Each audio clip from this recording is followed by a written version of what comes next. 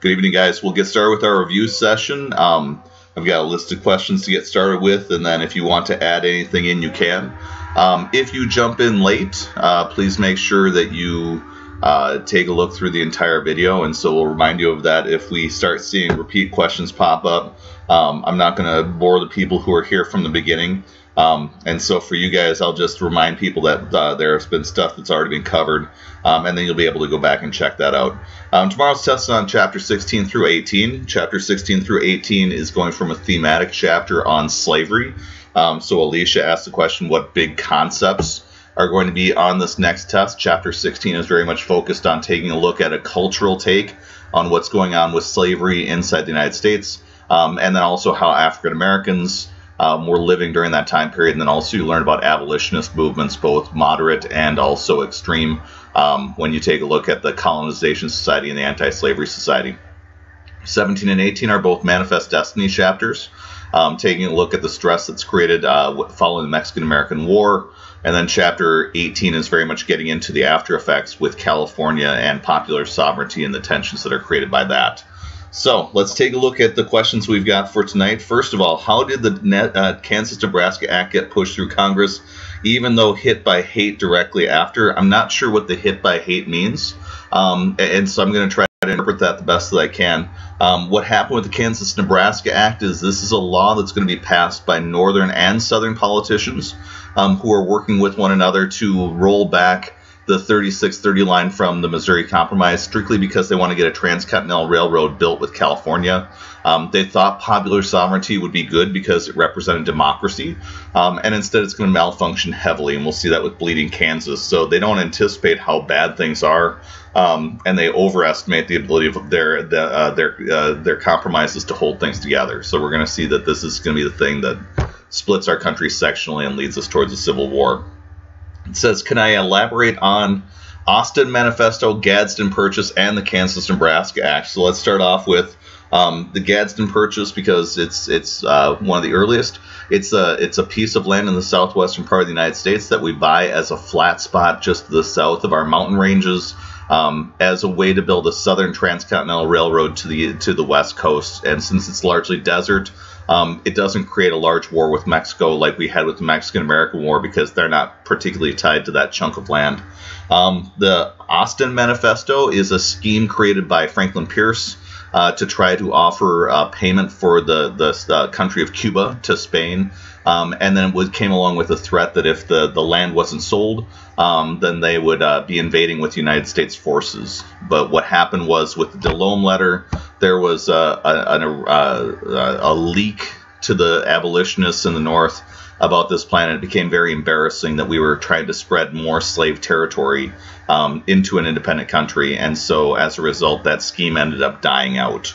The Kansas-Nebraska Act is what we were just describing a second ago. It's going to be a plan to open up popular sovereignty in Kansas-Nebraska, wiping out the 3630 line of the Missouri Compromise, so that Stephen Douglas can build a transcontinental railroad out to California. And he anticipates that will then end up in Chicago, and he'll become a very powerful individual and popular because of the fact that he'll get this transcontinental railroad built. Next question, can I explain the West Africa Squadron? Pretty straightforward. It's a British naval group that's trying to stop the Atlantic slave trade now that they've made slavery illegal. The two terms breaker and black belt. A breaker is somebody who is hired to punish African Americans and to get them to stop being rebellious, and so they can use all sorts of torture tactics in order to try to get African Americans who are slaves to not be rebellious. And the black belt is also known as the Cotton Kingdom or the Deep South. And so this is where you're going to find a lot of slavery existing. So initially, when we learned about slavery on our course, we learned about it on the east coast of the United States in the Chesapeake, New England, Carolinas. By this point, most African Americans are finding themselves living in what's known as the Black Belt or the Cotton Kingdom, from like Georgia, Alabama, Mississippi, Louisiana, moving across the southern part of the United States. Next question, what was the gag resolution? That was the rule that was made in the 1840s, especially in Congress, where they'd start off each congressional session with an agreement that said they were not going to introduce any sort of anti-slavery laws with the feeling that any introduction of that would then cause tensions and possible civil war. So we're going to see that until the mid-1840s, and then the gag resolutions will stop because there's enough abolitionists to be able to stop them from happening. And this is where you'll see the Wilmot Provisos coming up that will then cause lots of tensions happening between the northern and southern states. Let me see here. What are the conscience Whigs? These are people who just hate slavery, who are still part of the Whig Party, and they're finding that they're disappointed by the Whigs because they're divided from 1844 on between northern and southern Whigs. And so a lot of these individuals might be tempted to become Liberty Party people or Free Soilers, and they're definitely going to find themselves moving on to the Republican Party. The next question, can I explain the Free Soil Party and free laborers? Free laborers are easy. It's just people who are working without being slaves. And so that's the term that they want to use for either people in the North or else freed African Americans who are in the Deep South. The Free Soil Party is a party that wants to stop the spread of African Americans out west, whether slaves or free. And the reason why they want to do that is because they feel like if there are slaves out west, they will then drive down the wages and the economic opportunities that poor white people will have, because if there's a competition between a white person who wants wages and an African American who is working for free, then all of a sudden everybody's wages will drop. And so it's not really a love of African Americans that's motivating this, although there will be abolitionists in the Free Soil movement. A lot of them are just with the idea that they want to close off the West to any new expansion of African Americans. It says, can I re-explain Sojourner Truth? African-American woman gave the speech, Ain't I a Woman, that we heard in class, and she's going to be one who blends together African-American and women's rights pretty nicely as an example to show the two of them working towards the same cause in the 1840s and 50s. What did Webster say in the 7th of March speech? That's the speech that we read in class. And so the speech that you read, the third one, where you read Clay, Calhoun, and then Webster, Webster's speech is the one that you read talking about how Union needed to be taking place and that we need to protect that. And then he also gave rationales for why the North and the South needed to give up on their radicalism, which is going to help to get the compromise done. What was the Caroline incident?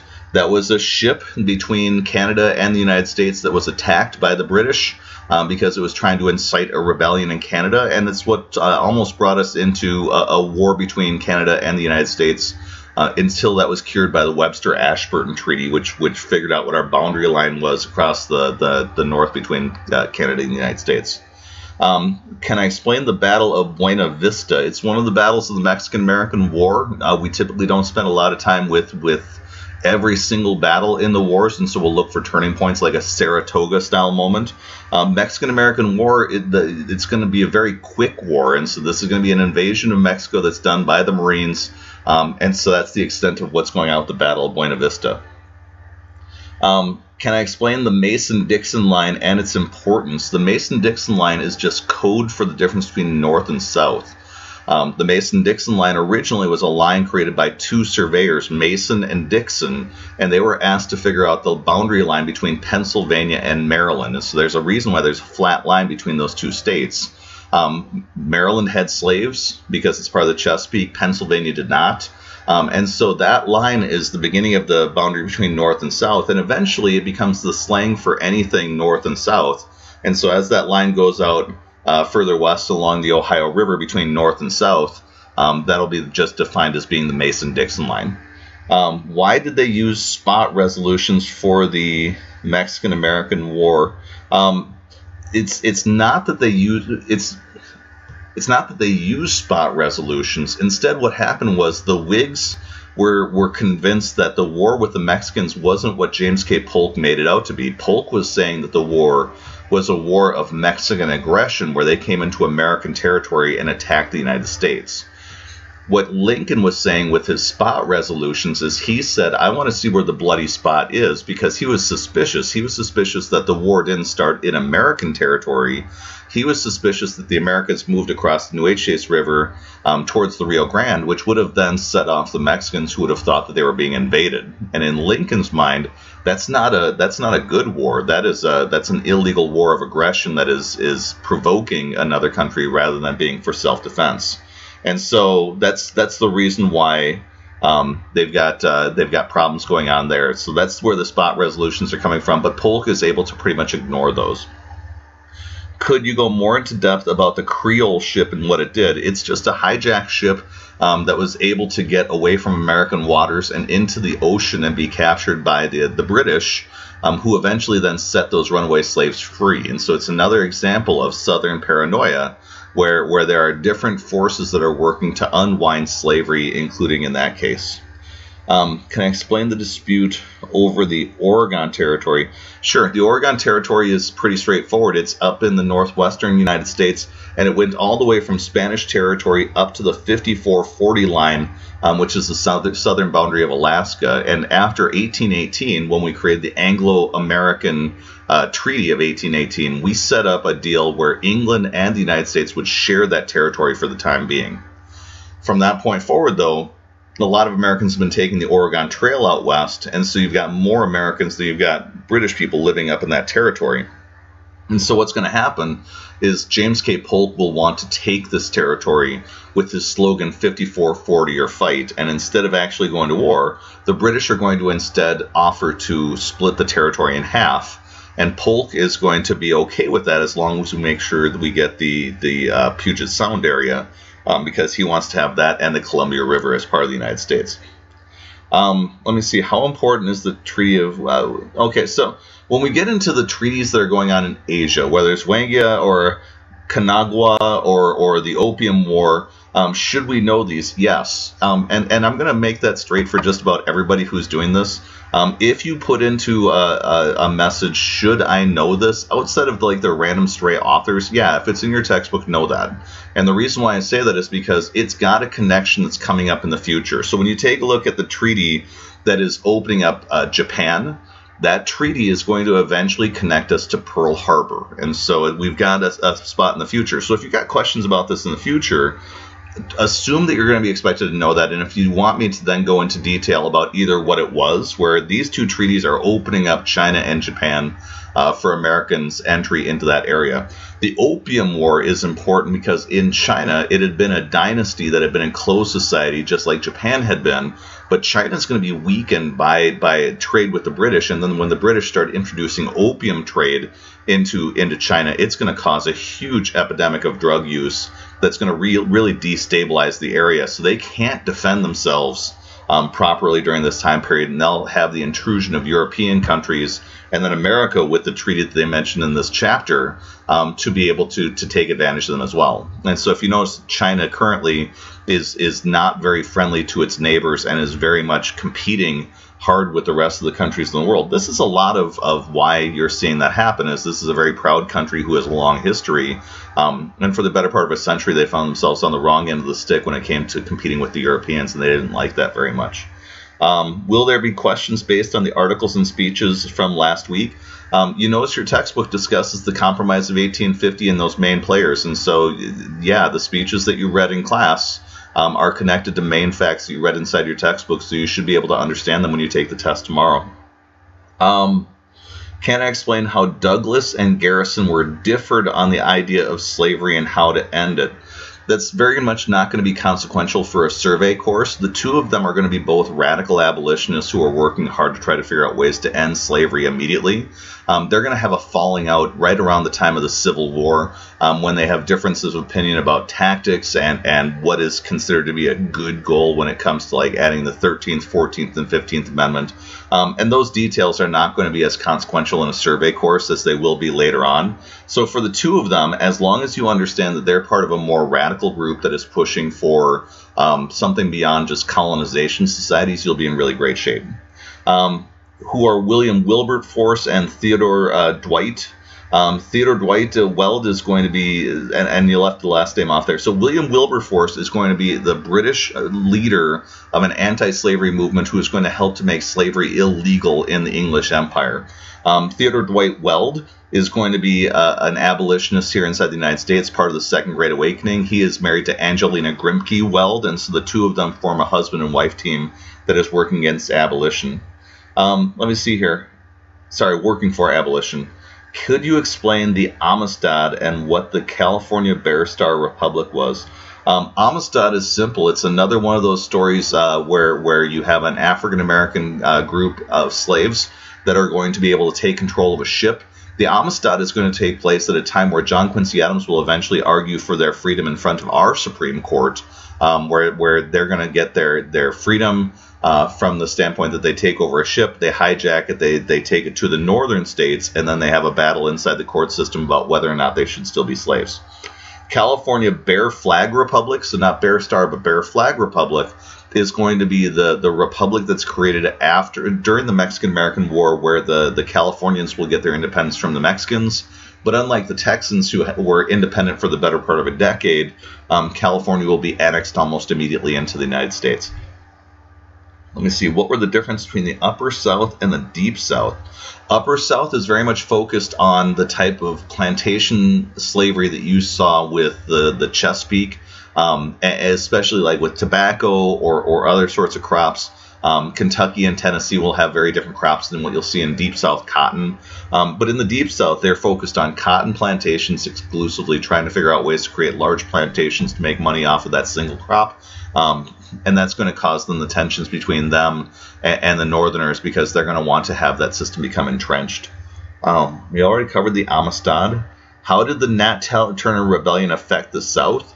Happened in 1831, around the same time that you had the rise of radical abolitionists and the Second Great Awakening. And so it's going to cause a lot of paranoia in the South. And so there's going to be a lot of fear that the African-American slaves are being incited to rebellion, and many of them are going to be very frightened by what they see happening with that. Next question, what is opium and its importance? It's a drug that is highly addictive. And when it starts getting used in China, it very much is going to create dependency that is going to then weaken the society and their ability to resist the British, since they're the ones who are shipping in tons of opium so that they can keep feeding that habit. Explain Daniel Webster's importance. Daniel Webster is important because of the fact that he is a Massachusetts man who is willing to support Henry Clay from Kentucky in his compromises, but more importantly in the Compromise of 1850, he is a guy who's willing to say things to Northerners that will make the South happy. So even though he is going to sound soft on slavery, he is going to be very much aggressive about maintaining the Union by trying to calm down the fears and angers of the Deep South. So having somebody from Massachusetts, the home of the abolitionists, is going to help ease that compromise through. The problem is he's going to set up a bunch of Northerners like William Seward, who will see him as a sellout, and they're going to get more radically aggressive with their version of abolitionism, and it's going to help to tear the country apart. Nick, I see a question about the review book. I don't have a review book here with me, so we'll have to talk tomorrow. When you come to class, we'll be able to talk about that. Can I touch on Manifest Destiny? Manifest Destiny is just the idea that it's seen as the United States' destiny to spread from East Coast to West Coast at least, spreading American culture across the continent, and sweeping aside other groups that might be seen as barriers to that expansion, whether it's the British in Oregon, the Mexicans in the Southwest, or Native Americans anywhere in between. And then you read about the filibusters who are trying to take over a place like Honduras, Nicaragua. You saw the Austin Manifesto with the idea that we were going to expand into Cuba. So for a lot of people who are into Manifest Destiny, especially Southern slave owners or people who are in favor of the slave system, Democrats in the Deep South, they're very much going to be with the idea of Manifest Destiny, that we should be spreading out even more to try to acquire more territory. Why didn't the United States end up getting Cuba? The Austin Manifesto got leaked in the Delome letter, and when it got leaked, a lot of Northern abolitionists found out about this. They got really mad about this, and so it kind of cooled down the whole Cuba process, especially because around the same time period is when we tried to add popular sovereignty in Kansas, and it creates bleeding Kansas, where the entire area is going to break down into civil war. And we're going to find that the movement to acquire new territory slows down quite a bit when we realize we can't really deal with the territories we have at this time. What is the appeal to the colored citizens of the world? That's the reading that we did about 2 weeks ago that was done by David Walker, the highly inflammatory one from 1829, that asked the question of African Americans, why aren't you rebelling because your situation is about as horrible as it could possibly get? Let me see here. What are the big concepts? We already covered that one. Was popular sovereignty practiced anywhere? Like you just saw, they're going to introduce it in Kansas, and so that's where we're going to see popular sovereignty taking place. But that's as we transition from Chapter 18, where we create the Kansas-Nebraska Act. Chapter 19 is where they're actually going to embrace this and try this out, and then it's going to horribly malfunction. We're going to see that from that time on, we're going to add more northern states, but the South is going to be pretty much stuck. And that's why there's even more tensions through the 1850s, because we keep adding more states on that are obviously going to be not in favor of slavery. What was the Anti-Slavery Society? Anti-Slavery Society is the more radical abolitionist group that's created especially around the time of William Lloyd Garrison in 1831 with his Liberator, which is talking about immediate abolition of slavery, not a colonization society, but also giving rights to African Americans, including suffrage or the right to vote. What was the Wilmot Proviso? That was the announcement that was, the addition that was put into a budget that was meant to pay for the Mexican-American War, but David Wilmot, an abolitionist, put in this provision that said if we're going to pay for the Mexican-American War, any territories we get from Mexico are going to be free, not slave. And so that's the thing that's setting off Southerners. And so when we read through our speeches this week, we learned that Henry Clay and Daniel Webster were both asking Americans, why are you pushing a Wilmot Proviso, especially since California is going to be free, Arizona and New Mexico and those places aren't going to have slavery soon because of the fact that they're deserts. And so this Wilmot Proviso is not going to be important. Let me see. Can I re-explain Frederick Douglass? Frederick Douglass is a runaway slave who is incredibly articulate and educated and persuasive, and so he is going to be delivering speeches throughout the North, explaining why radical abolitionism is necessary, but he's also going to be a living demonstration of the fact that African Americans are equal with white people when it comes to intellect and everything else. When he speaks, it's pretty obvious that a lot of the stereotypes are horribly wrong. Let me see here. What was the Aroostook War? That was a really close call that we had between Canada and the United States, where we had lumberjacks attacking each other in northern Maine over the boundary of where Maine stopped and Canada began. And again, that got taken care of by the Webster-Ashburton Treaty, as they were able to sort out what that northern boundary looks like. Did the Americans want the Oregon Territory up to 49 degrees or 5440? Remember, that was the battle we talked about in class. Polk claimed he wanted 5440 all the way up to the southern boundary of Alaska. But then when the British came back with a treaty that was at the 49th parallel, splitting the Oregon Territory in half but giving America Puget Sound, he was okay with that. So for us, you have to determine for yourself, was Polk bluffing, or was he willing to compromise? Was he afraid of the British? But in most people's minds, it's going to be the idea that area above the 49th parallel in Puget Sound is still wilderness and undeveloped now. And so the idea that it was important to him is pretty slim. Which people should we focus on and know their importance for the test? We've got 3 full chapters full of a lot of people. That's not what this review is for, is to run through every name that's inside your textbook. So if you've got questions about any of them, this is the time to be able to ask. But a question like that, I can't run through everything. We've spent 3 weeks covering that. Let me see here. What was the turning point of the Mexican War? It was so quick that there isn't one that's legitimately important for us, other than the standpoint that Zachary Taylor was winning in northern Mexico, and then was relieved by James K. Polk because of the fact that he was getting so popular, and there was a fear that he was going to become president. He was replaced by Winfield Scott, and Winfield Scott finished off the war, and you saw both of them run for president afterwards because they were hoping that their popularity as military generals would then carry them through. Let me see here. What was the Liberty Party? That was the anti-slavery party that was taking place at this time, and so they were trying to be radical abolitionists who wanted to eliminate slavery immediately. But you saw in the election of 1844 with James K. Polk, just a little number of Liberty Party members in New York were able to swing the election away from Henry Clay, who was kind of squishy on Manifest Destiny, and it helped to elect James K. Polk, who was very aggressively into Manifest Destiny. Why did the British attack the Caroline? If you're jumping in late, we've already discussed Caroline at the beginning of the review session, so make sure when you guys post questions, you look back and see if the topic's been covered yet. So again, the Caroline was a ship that was trying to bring supplies from America to Canada to aid people who were trying to get into an uprising to overthrow a chunk of Canada. and that's why the ship was burned and destroyed, creating a little bit of an international incident. Let me see here. Please explain the meaning of 5440 or fight. That's the line that runs across the southern boundary of Alaska, and James K. Polk was essentially announcing to Britain that he wanted all of the Oregon Territory for the United States, not a chunk of it, but instead his negotiation was, I would like all of it, otherwise we're going to have a war. If Texas gained independence from Mexico in 1836, why did the United States still need to purchase it in 1845? The United States still needed to annex it in 1845, and so when they added it into the United States, they had to officially bring it into the United States while also not starting a war with the Mexicans. And so that's the reason why there's negotiations swirling around that entire process, because the Mexicans were still holding out hope that they would be able to retake Texas as their own independent territory, and especially since the United States have never taken a piece of that, taken a part of that war. It was largely on the outside in a deal between the Mexicans and the Texans in the first place, and so that's the reason why they had to negotiate that out. Let me see here. If Taylor was a Whig, why did the South support him? The Whigs were both a northern and southern party, and so for them, they were split in 1844 with Henry Clay.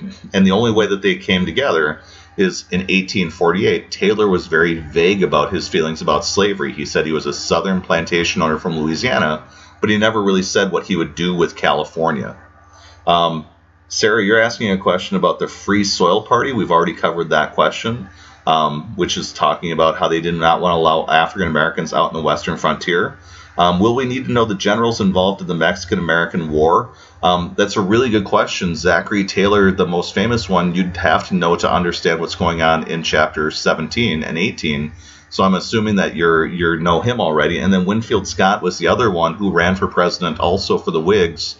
So yeah, both of them are going to be people that you should know about. What does Calhoun, when he says he wants to elect two presidents and a Whig and a Democrat for a veto, that was part of his deal that he's talking about when he's getting into his Compromise of 1850 speech, where he's thinking about possibly having two presidents, a northern president who's a Whig, a southern president who is a Democrat, and what he wants is have both of them have to agree to legislation rather than just one, because he feels like if the North elects a northern president in the future, then they're going to get rid of slavery. But if you have a northern and a southern president who have to agree before passing any bills, then that's going to hopefully create another spot to safeguard slavery. What is a filibuster? There are two different descriptions for that. One type of filibuster happens in the Senate, and it's very simple. When a bill's coming through the Senate, the old style way of doing a stall on a bill would be you'd stand up and start speaking nonstop. And as long as you were speaking and they weren't able to get a vote of a supermajority to shut you down, you could stall as long as you stood up and kept talking to prevent that bill from moving forward. In this chapter's case, though, a filibuster is also used as a term to describe a soldier of fortune who is going out and he's engaging in these wars of conquest, trying to take over neighboring countries with the plan of conquering them, like William Walker was trying to do in Nicaragua and Honduras. And then the hope was after you conquer a country, you can quickly appeal to the United States government to have them annex your country, and then we will add another state into the United States outside the continental 48 that we have inside the United States. Let's see, did the Wilmot Proviso only go through the House and not the Congress, or is it the other way around? So the term that you're trying to use is House and Senate. Congress means the House and Senate put together. So the Wilmot Proviso only made it through the House and did not make it through the Senate. What was the Walker Tariff? It was another tariff that was added in during the Tyler presidency that was still able to protect businesses somewhat, but it's not something that's wholly endorsed by Tyler, so it's not going to be hugely significant. Can I explain the Treaty of Guadalupe Hidalgo? That is the treaty that ends the Mexican-American War with a deal to pay the Mexicans some money for the territories being taken, but not as much money as they were originally being offered in the first deal that James K. Polk created. It's going to be the thing that ends the Mexican-American War. Let me see here. Okay, don't answer that. That's a typo. So it looks like that I've gotten to the end of the question so far. my hope is that we're good, but I'll hang on for just a second to make sure that no other questions pop up here. For you guys then, when you come to class tomorrow, chapter 16 through 18 test will happen. And as soon as you come to class, just like normal, I'm working on finishing that up. It will be a 50-question test. Then what we'll be doing is we'll be working on chapter 19 early this week, and so you'll want to get started on chapter 19 tomorrow once you get done with your test. That chapter is the last one before the Civil War, and so it gets us into the final steps that's going to tear our country apart. And then later on this week, we'll also be working our way into chapter 20, but we'll talk more about that when you come to class tomorrow. I'm checking one last time, and I still do not see any questions that have been added in. If I didn't get to your questions, you want to talk to me before class tomorrow, that's absolutely okay. But for you guys, if you do have any sort of problems or concerns and you feel that your studying is not working the way you want it to, I know I'm a broken record with this, but I want you guys to make sure you guys are good. Come talk to me and make sure that we can work together to make sure you're in a good spot. So given that and the fact that I've stalled long enough, I don't see any other questions popping up. Good luck with the rest of your review this evening. I'll see you guys tomorrow. Have a good night.